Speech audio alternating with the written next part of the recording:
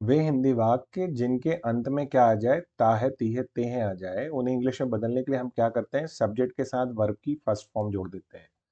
अब जैसे आपको यहाँ एग्जाम्पल दिख रहे हैं, मैं रोज एक सेब खाता हूँ, आखिरी में क्या आया, ता है।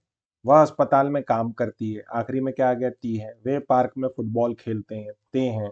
वह अंग्रेजी पढ़ता है, ता है। तो हिंदी की वर्ब में ता आके हा आ जा रहा है।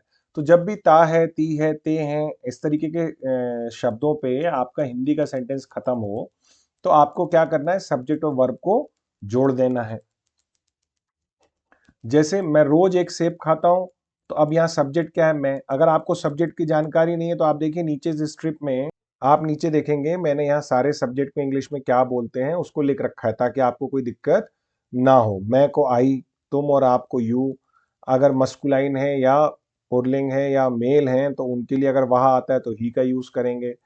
फेमिनाइन है और यदि स्त्रीलिंग है या फीमेल्स हैं तो उनके लिए वह के लिए शी यूज होता है। और अगर निर्जीव चीजें हैं तो उनके लिए इट यूज करना है, हम के लिए वी और वे के लिए दे। तो आपको सब्जेक्ट में कोई दिक्कत ना आ जाए, इसलिए नीचे के स्ट्रिप में मैंने ऑलरेडी इनको इंग्लिश में क्या बोलते हैं वो लिख रखा है।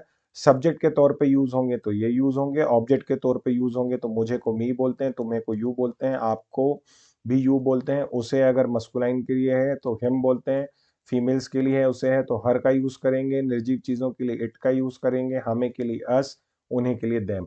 तो ये मैंने नीचे ऑलरेडी दे रखा है ताकि आपको अंग्रेजी में समझने में कोई दिक्कत ना जाए। तो मैं रोज एक सेब खाता हूं, तो आपको क्या करना है, सब्जेक्ट और वर्ब को जोड़ देना है। तो यहां सब्जेक्ट क्या है, मैं, और खाता हूं क्या है, वर्ब, और बाकी जो बचा एक सेब ये हो गया ऑब्जेक्ट। तो जैसे हमको क्या करना है, सब्जेक्ट और वर्ब को जोड़ देना है। मैं खाता हूं तो मैं को क्या बोलते हैं, आई। खाने को क्या बोलते हैं, ईट। अब क्या खाता हूं, एक सेब, तो I eat N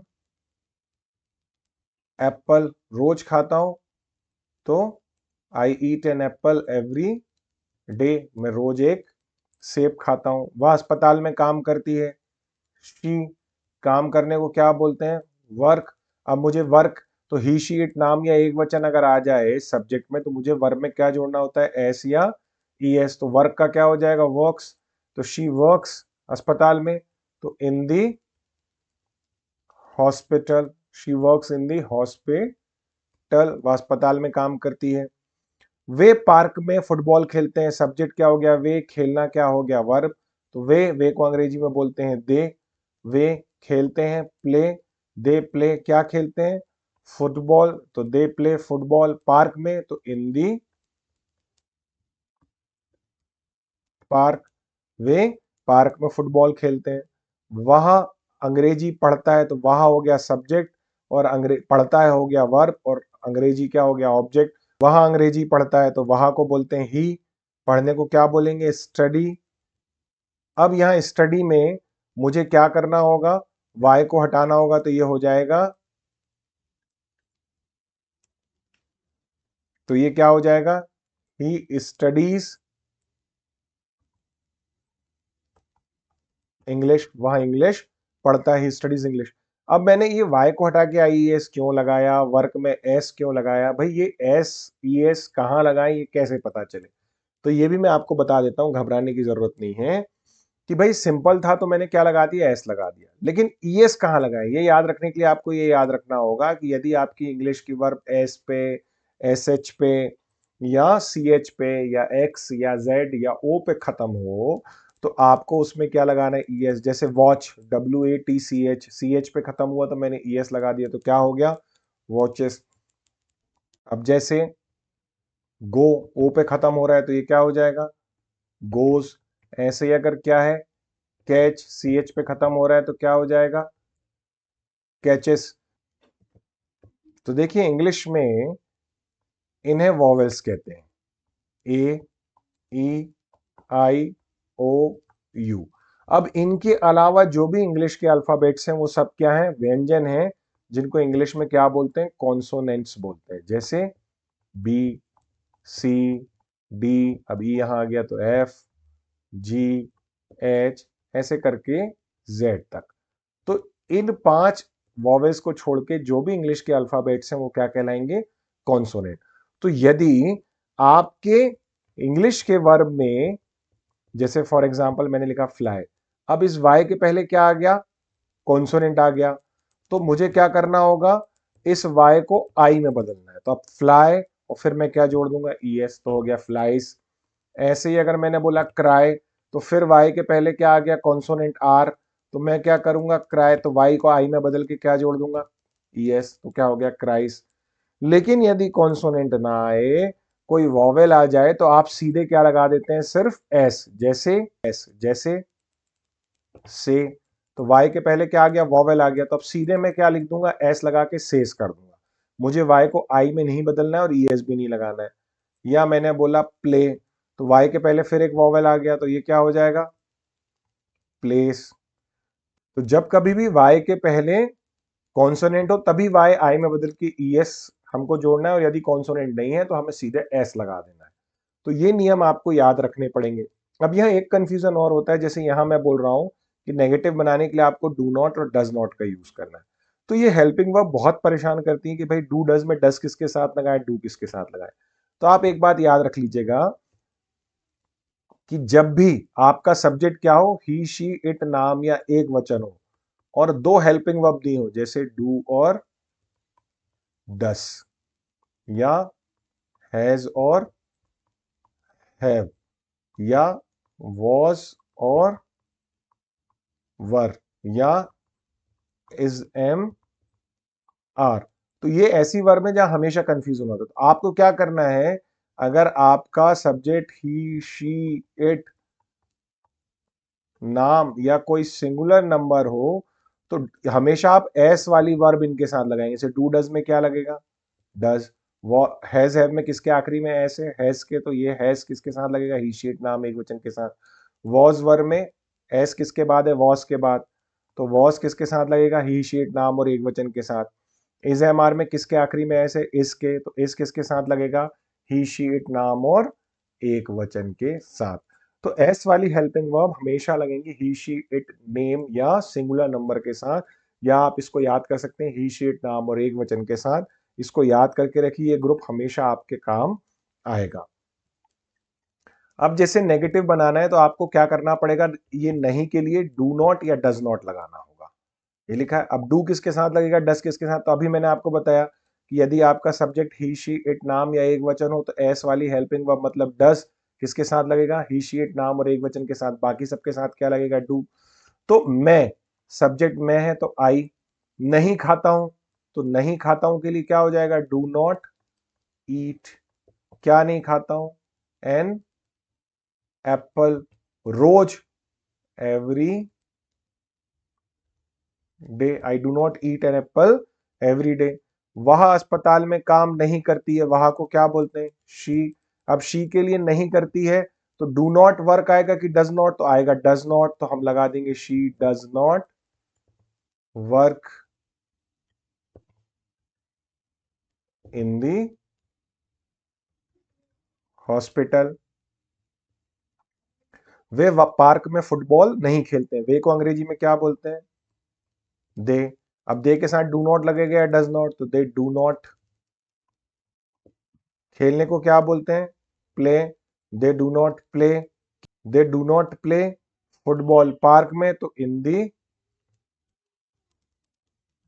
park, they do not play football in the park. वह अंग्रेजी नहीं पढ़ता है, वहां को क्या बोलते हैं, ही। डू नॉट लगेगा या डज नॉट नहीं के लिए, तो ही शी इट नाम और एक वचन के साथ लगाते हैं डज, तो ही डज नॉट पढ़ता है, तो study, he does not study English, तो English, he does not study English. तो नहीं बनाने के लिए आपको क्या करना है, सिर्फ डू नॉट और डज नॉट का यूज करना है। अब इंटेरोगेटिव बनाते हैं या प्रश्न पूछते हैं ताहे तीहे वाले में, तो दो तरीके के प्रश्न हैं, जैसे आप देख रहे होंगे। जैसे क्या मैं रोज एक सेब खाता हूं, क्या वह अस्पताल में काम करती है। तो एक तरीके के प्रश्न तो वो हैं जो क्या से शुरू हो रहे हैं, और दूसरे प्रश्न क्या है, जो क्या से शुरू नहीं होते, किसी और प्रश्नवाचक शब्द का उसमें उपयोग किया गया है, या जो ये क्या है ना, ये वाक्य के बीच में आ जाए। जैसे क्या वह अस्पताल में काम करती है की जगह आ जाता वह अस्पताल में क्या काम करती है, वह अस्पताल में क्या काम करती है।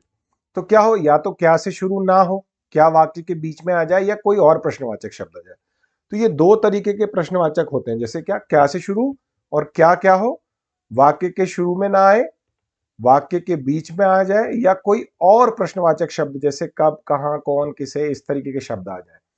तो आपको क्या करना है, यदि क्या से शुरू होगा तो आप हेल्पिंग वर्ब से शुरू करेंगे, ये वाला स्ट्रक्चर यूज करेंगे। मतलब आपका वाक्य किससे शुरू होगा, डू से या डस से।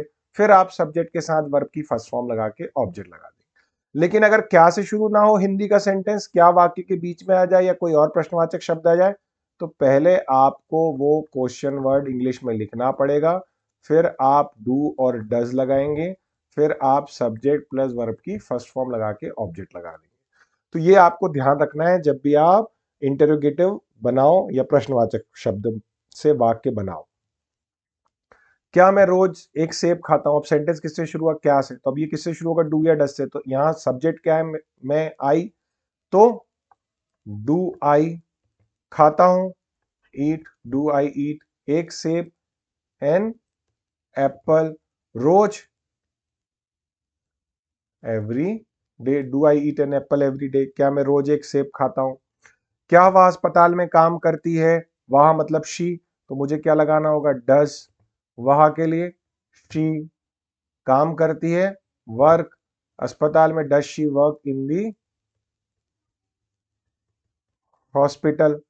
अब मैंने यहाँ पे वर्क में एस क्यों नहीं लगाया, क्योंकि यहाँ पे मैंने डस लगा दिया। तो जब आप डस का प्रयोग करें तो आपको वर्ब में एस या ई एस नहीं लगाना है।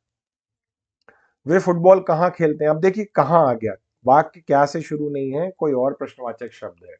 तो आपको क्या करना है, शुरू में क्वेश्चन वर्ड लगाना है। तो कहाँ को इंग्लिश में क्या बोलते हैं, वेयर।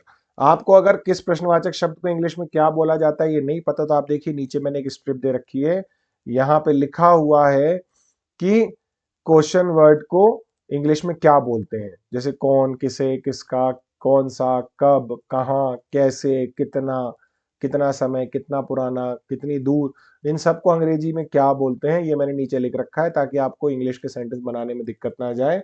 आप चाहें तो इसे नोट भी कर सकते हैं और इसे लर्न भी कर सकते हैं। तो अब देखते हैं वे फुटबॉल कहाँ खेलते, तो वेयर, वे को इंग्लिश में क्या बोलते हैं, दे, तो दे के साथ क्या लगेगा, डू, वे को क्या बोलेंगे, दे, वेयर डू दे, खेलने को क्या बोलते हैं, वर्ब प्ले, तो where do they play football, वे फुटबॉल कहाँ खेलते हैं। वहां अंग्रेजी क्यों पढ़ता है, क्यों आ गया, क्यों को अंग्रेजी में क्या बोलते हैं, वाई, वहां मतलब ही, तो हमें क्या लगाना होगा, डज, वाई डज ही पढ़ता है, study, why does he study English, वह इंग्लिश क्यों पढ़ता है, why does he study English. वह हिंदी क्यों पढ़ता है आता, तो हम बोल देते हैं why does he study Hindi.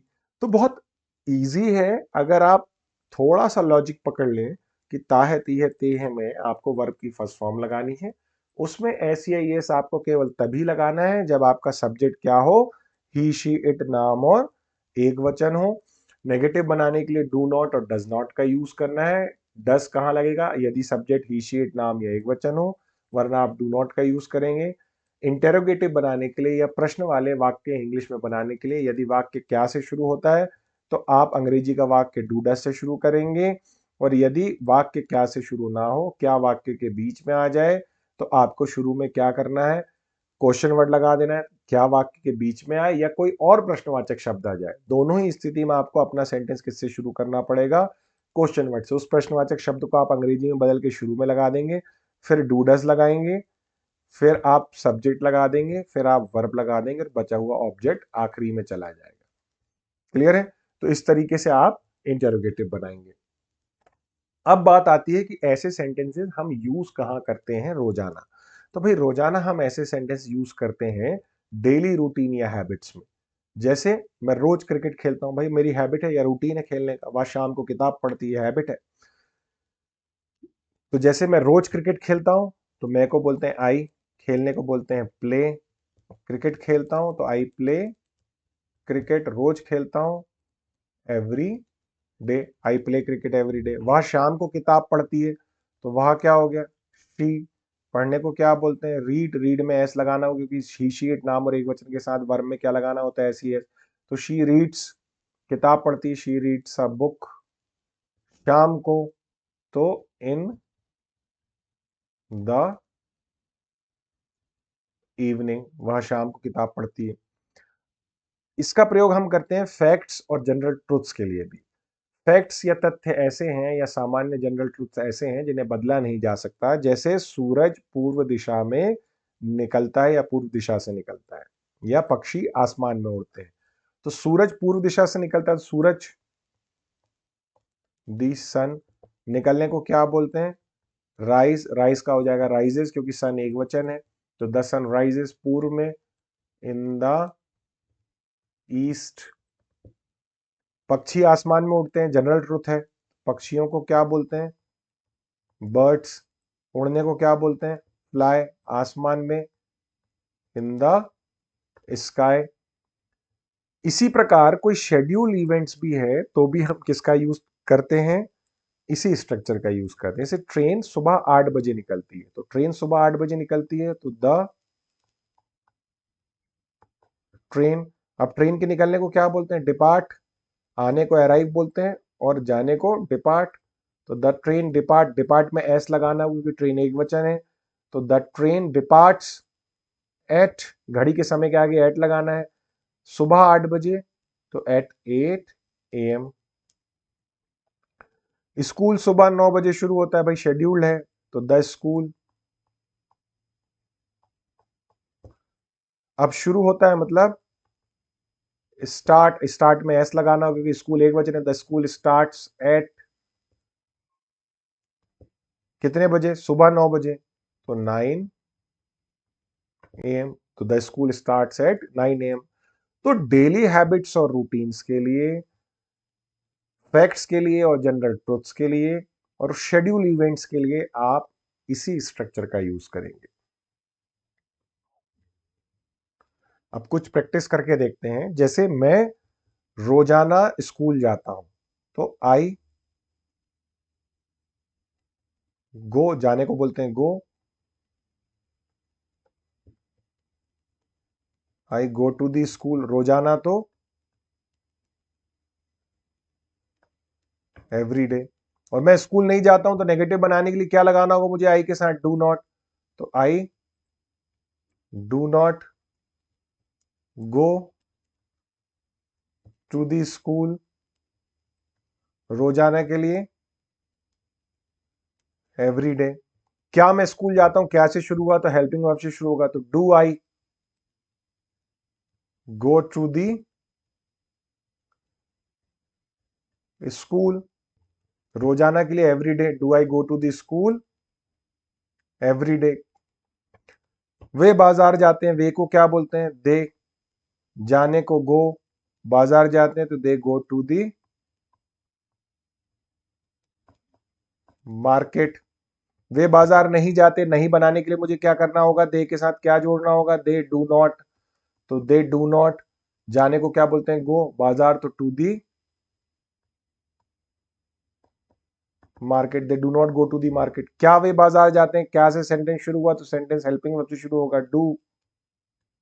दे, जाने को क्या बोलते हैं? गो, बाजार तो to the, do they go to the market. वह गाना गाती है, वह को क्या बोलेंगे? शी। गाने को क्या बोलते हैं? सिंग। अब सिंग में एस लगाना है क्योंकि अगर सब्जेक्ट ही शी इट नाम और एक वचन है तो मुझे एस या एस लगाना होता है वर्ब में। तो वह गाना गाती है, शी सिंग्स अ सॉन्ग। वह गाना नहीं गाती तो अब मुझे शी के साथ क्या लगाना होगा? Does not. नहीं के लिए डज, क्योंकि ही शी इट नाम और एक वचन के साथ डज लगता है, तो she does not sing a song. मैंने सिंग में एस क्यों नहीं लगाया? क्योंकि मैंने यहाँ पे डस का प्रयोग कर लिया। जब डस का प्रयोग होता है तो आपको वर्ब में एस या एस नहीं लगाना है। वह गाना कब गाती है? अब सेंटेंस क्या से शुरू नहीं हुआ, कोई और प्रश्नवाचक शब्द आ गया तो उसे पहले हम इंग्लिश में लिखेंगे। तो कब को क्या बोलते हैं? व्हेन। फिर हम लगाएंगे डू डस, तो व्हेन डस वह शी सिंग अ सॉन्ग। तो when does she Singh a song, वह गाना कब गाती है। अगला एग्जांपल देखते हैं। हम खाना खाते हैं, वी ईट। हम खाना नहीं खाते, वी के साथ क्या लगेगा? नहीं के लिए डू नॉट। तो वी डू नॉट ईट। हम खाना क्यों खाते हैं, अब क्यों आ गया, क्या से शुरू नहीं हो रहा तो उसको पहले प्रश्नवाचक शब्द को शुरू में लिखना होगा, तो क्यों को अंग्रेजी में बोलते हैं why. Why do we eat, हम खाना क्यों खाते हैं। तुम पढ़ाई करते हो, तुम यू, पढ़ाई करने को स्टडी, यू स्टडी। तुम पढ़ाई नहीं करते, यू के साथ क्या लगेगा, नहीं के लिए do not, you do not study. तुम पढ़ाई कैसे करते हो, कोई और प्रश्नवाचक शब्द आया है, क्या से वाक्य शुरू नहीं हुआ तो शुरू में उसे इंग्लिश में बदलना होगा। कैसे को अंग्रेजी में बोलते हैं हाउ, फिर डू डज लगाना होता है तो हाउ डू। तुम के लिए यू, पढ़ाई करते हो स्टडी, तो हाउ डू यू स्टडी। तो देखा आपने, आपको अगर लॉजिक पता है कि आपको पॉजिटिव के लिए वर्ब और सब्जेक्ट को आपस में जोड़ देना है, एस या ईएस वर्ब में तभी लगाना है जबकि आपका सब्जेक्ट क्या हो, ही शी इट नाम या एक वचन हो। नेगेटिव बनाने के लिए डू नॉट डज नॉट का यूज करना है। इंटेरोगेटिव में अगर वाक्य क्या से शुरू हुआ है तो शुरू में डू डज लगा देना है। यदि क्या वाक्य के बीच में आ जाए और कोई और प्रश्नवाचक शब्द आ जाए तो उसे शुरू में इंग्लिश में बदल के आपको फिर डू या डस का प्रयोग करके सब्जेक्ट और वर्ब की फर्स्ट फॉर्म लगा देनी। तो पूरा खेल यहां सब्जेक्ट और वर्ब की फर्स्ट फॉर्म का है। एक बात और याद रखनी है कि जब कभी भी हम इस तरीके के सेंटेंस बोलते हैं तो इस प्रकार के शब्द हमारे हिंदी के सेंटेंसेस में बार बार आते हैं। अक्सर, कभी कभार, प्रायः, सामान्यता, साधारणता, बार बार, हमेशा, रोज, लगातार, कभी कभी, हर समय, हमेशा, कभी या कभी नहीं, अब या अभी।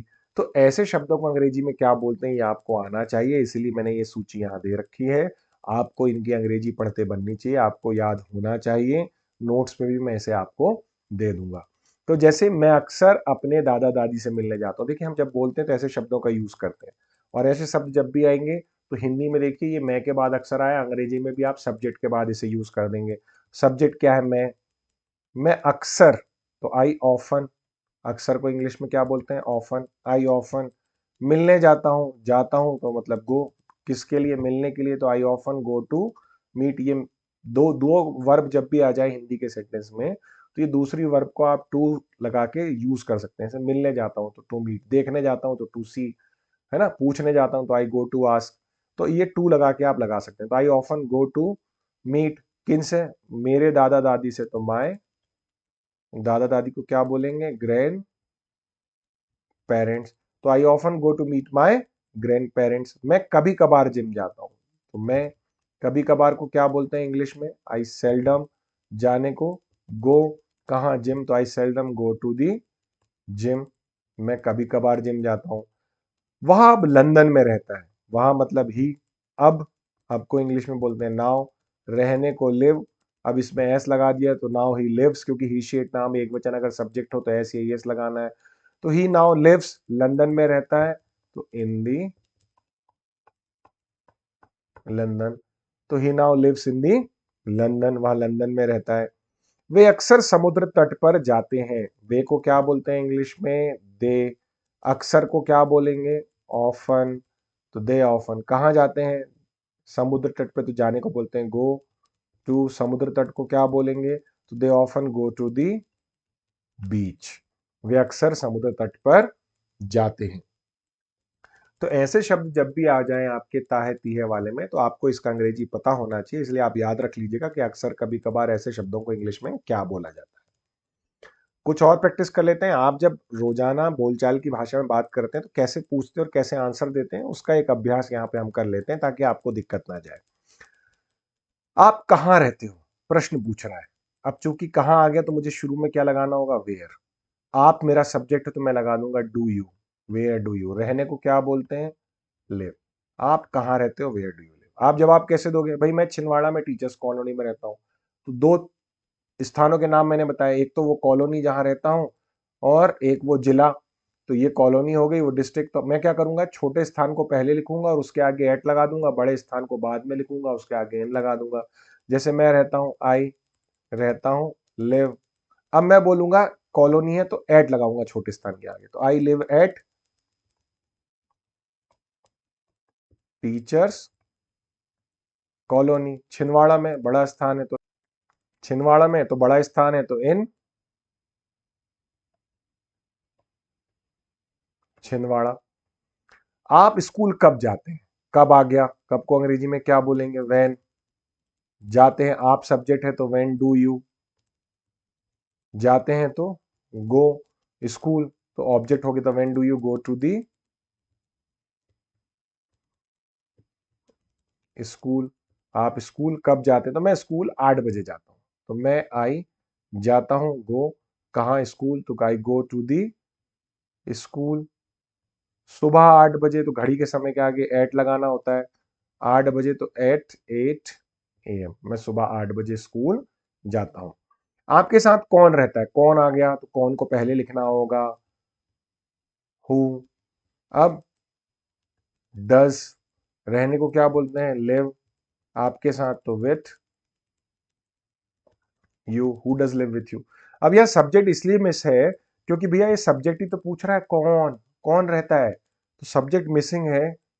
इसीलिए मैंने अंग्रेजी में डस के बाद सीधे वर्ब लिख दी, सब्जेक्ट नहीं लगाया, क्योंकि हु हमेशा सब्जेक्ट के बारे में ही पूछता है। तो आपके साथ कौन रहता है? Who does live with you, तो भाई मेरे साथ मेरा भाई रहता है, तो क्या हो गया सब्जेक्ट? माय ब्रदर रहता है, लिव। अब मेरा भाई एक है तो लिव्स हो जाएगा, माय ब्रदर लिव्स मेरे साथ, with me, my brother lives with me. आप अपने परिवार में किसे ज्यादा पसंद करते हो? तो किसे आ गया, किसे को अंग्रेजी में क्या बोलेंगे? whom। डू सब्जेक्ट क्या है? यू। पसंद करना लाइक, ज्यादा पसंद करना तो most, whom do you like most अपने परिवार में, तो in your family. whom do you like most in your family, तो मैं अपने परिवार में मेरी माँ को ज्यादा पसंद करता हूं, तो I like my mother most. मैं अपनी माँ को ज्यादा, I like my mother most मेरे परिवार में, इन माई फैमिली, तो I like my mother most in my family. तो देखिए आप कैसे प्रश्न कर रहे हैं और कैसे जवाब दे रहे हैं, और सारा इसी स्ट्रक्चर से हो रहा है जो हमने अभी सीखा। जैसे अब और प्रश्न हम पूछें कि ट्रेन किस समय आती है, तो जैसे किस समय को अंग्रेजी में बोलते हैं? What time. अब डू डज में क्या लग जाएगा? डस, क्योंकि ट्रेन हमारा सब्जेक्ट, तो what time does the train, आने को क्या बोलते हैं? अराइव। तो क्वेश्चन क्या हो गया? What time does the train arrive, train शाम 5 बजे आती है, तो आंसर कैसे बोलेंगे? सब्जेक्ट क्या है? The train. आने को क्या बोलते हैं? अराइव, और जाने को बोलते हैं डिपार्ट, तो यहाँ पे अराइव लगाएंगे हम आने के लिए, द ट्रेन अराइव। अराइव का हो जाएगा एस, द ट्रेन अराइव्स 5 बजे, तो एट 5 PM, शाम के 5 बजे, तो the train arrives eight 5 PM। Film कब शुरू होती है? कब आ गया, तो शुरू में लगाना होगा क्या? व्हेन। फिर डू डस, तो व्हेन डस फिल्म, तो व्हेन डज द फिल्म शुरू होती है? स्टार्ट। तो फिल्म कब शुरू होती है? When does the film start. Film शाम को 7 बजे शुरू होती है, तो हम क्या बोलेंगे? सब्जेक्ट क्या है? फिल्म हमारी, द फिल्म। शुरू होती है, वर्ब तो सीधे लगा दिया, द फिल्म स्टार्ट। अब यहाँ एस लगा दिया क्योंकि फिल्म क्या है? एक वचन है, तो द फिल्म स्टार्ट शाम के 7:30 बजे, तो एट 7:30 PM। ऐसे अगर मैं क्वेश्चन पूछ रहा हूं कि भाई वहां अंग्रेजी, क्या वहां अंग्रेजी बोलती है, क्या से शुरू हुआ, तो शुरू में क्या आ जाएगा? Do does. तो मेरा सब्जेक्ट अगर वहां है तो मुझे क्या लगाना है? डस। वहां के लिए शी, बोलने के लिए speak, does she speak English, does she speak English, क्या वह अंग्रेजी बोलती है? हाँ वह अंग्रेजी बोलती है, हाँ यस। वहां के लिए शी, बोलने को क्या बोलते हैं? स्पीक। इसमें एस लगाना होगा क्योंकि ही शी इट नाम और एक वचन अगर आपका सब्जेक्ट हो तो वर्ब में क्या लगेगा? एस या ई एस, तो यस शी स्पीक्स इंग्लिश। आपका भाई कहाँ काम करता है? कहाँ आ गया, तो शुरू में क्वेश्चन वर्ड लगाना होगा, वेयर। फिर डू डस, तो वेयर डस आपका भाई, एक वचन है इसलिए डस लगाया, तो your brother, where does your brother काम करता है, वर्क, तो where does your brother work, आपका भाई कहाँ काम करता है, मेरा भाई बैंक में काम करता है, तो माय ब्रदर। अब वर्क का क्या हो जाएगा, वर्क्स, क्योंकि ये सिंगुलर है, एक वचन है, तो माय ब्रदर वर्क्स बैंक में, तो my brother works in the bank. आपको ये याद रखना है कि आप सब्जेक्ट के साथ वर्ब की फर्स्ट फॉर्म और एस या ई एस लगा देंगे। नेगेटिव के लिए do not, does not. Interrogative में क्या से शुरू हुआ है तो डू डज से शुरू होगा। कोई और प्रश्नवाचक शब्द है तो शुरू में आप क्वेश्चन वर्ड लगा देंगे, फिर डू डज लगा के सब्जेक्ट प्लस वर्ब की फर्स्ट फॉर्म प्लस ऑब्जेक्ट लगा देंगे। आप इसको दिमाग में बिठा लीजिए, कंठस्थ कर लीजिए। रोजाना आप बहुत सारे सेंटेंसेस ऐसे बोलते हैं जिनमें ताहे तिये तेहे आता है। जैसे रोज सुबह मैं खेलने जाता हूँ, फिर मैं ऑफिस जाता हूँ, मैं सुबह ब्रेकफास्ट करता हूँ, शाम को लोगों से मिलता हूँ, शाम को टीवी देखता हूँ, फिर मैं क्रिकेट खेलता हूँ। इवन आप जब पहली बार लोगों से मिलते हैं तो बहुत सारे प्रश्न आप इसी स्ट्रक्चर से पूछते हैं। जैसे आप क्या करते हैं, आप कहाँ रहते हैं, आपको क्या पसंद है ना, आपके साथ कौन रहता है, आपके फैमिली में कितने लोग हैं। तो आप क्या कर रहे हैं, बहुत सारे सेंटेंसेस आप इसी से पूछते हैं, और ये दैनिक दिनचर्या की भाषा में बार बार यूज होता है। ये मान के चलिए कि 50% से ज्यादा सेंटेंसेस इसी स्ट्रक्चर से यूज होते हैं। अगर आपने इस पे कमांड हासिल कर ली तो आप अपने अंग्रेजी का 50% आराम से बोल पाएंगे। तो चलिए मिलते हैं अगले वीडियो में एक नई इंफॉर्मेशन के साथ। तब तक के लिए थैंक यू, बाय बाय।